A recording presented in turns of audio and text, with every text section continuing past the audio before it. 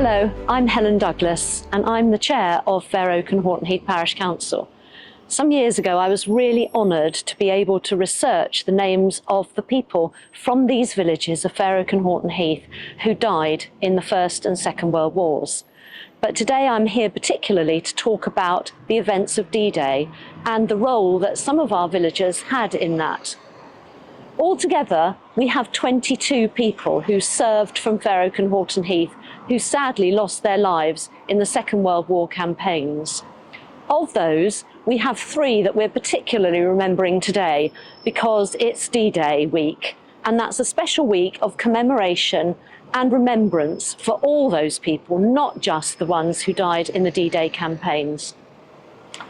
Our first war dead was Dennis Rose.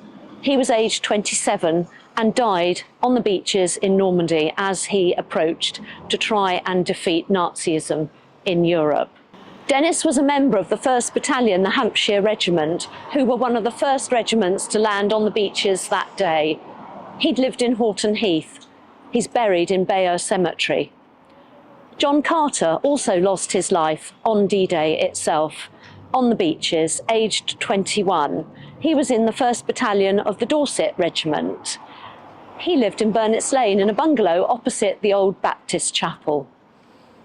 He too is buried in Bayeux along with Dennis. Our 3rd soldier was Cecil Wallace, aged 30. He died on June the 19th, a little bit after D-Day, but still part of those Normandy landings that happened. He too lived in Burnet's Lane, opposite the old chapel. He was married to Elsie and was in the Reconnaissance Corps. He too is buried in Bayeux, and it's a comfort, I think, to think that all 3 of those men who lost their lives in the Normandy campaigns are reunited again in a piece of France.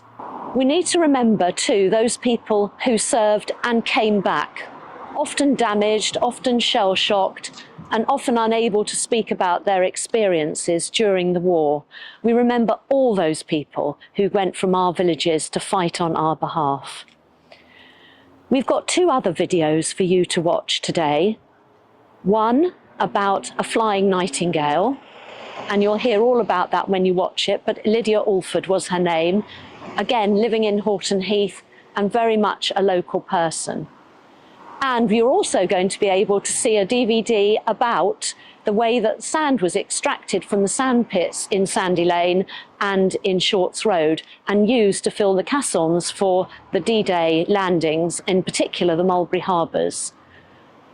We had a lot of involvement in the Second World War here in Fair Oak and Horton Heath, not just with sending men and women overseas to fight. We had a home guard who were very active. The local roads were full of men and women waiting to go across or to help in the D-Day landings. Our roads were crammed with trucks, Americans, soldiers from our Commonwealth. In fact, so much so that the whole road from this memorial right the way up towards Winchester was filled with stationary trucks, and local people went out to give them cups of tea and were amused by the Americans giving out chewing gum and chocolates to the locals.